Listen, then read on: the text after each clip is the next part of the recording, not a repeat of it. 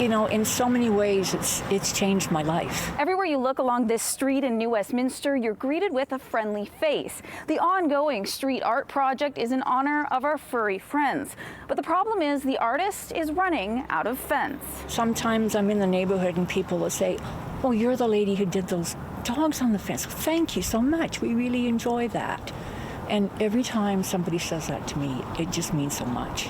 Artist Margaret Halsey started creating the portraits back in 2015 and has now painted more than 100 pets. Local people would start approaching me to say, could I have their dog on the fence?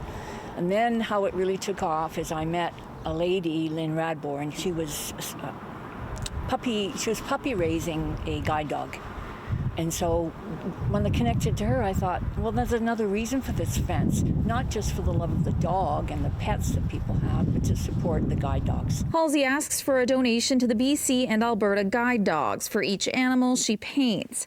To date, she's raised more than $5,000 for the organization. The money from that has been given to us over the last few years. It's been a tremendous partnership and a wonderful thing that the community's enjoyed. The trouble now is Halsey has run out of space to paint. She's covered multiple fences along Cherry and East 8th Streets and another fence along East 6th Avenue in New Westminster.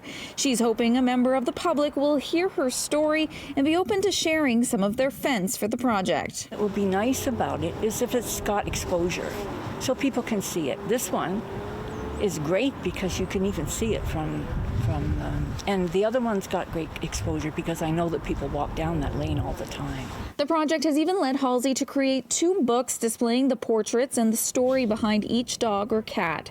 It's inspired by Halsey's love for her 15-year-old whippet named Smith, who makes a number of appearances along the fences. He's my life. He is. Not now, as you can see, he's a bit challenged.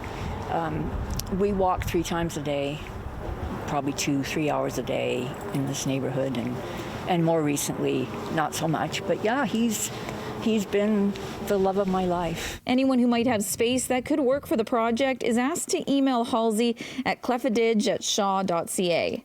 In New Westminster, Ashley Burr, City News.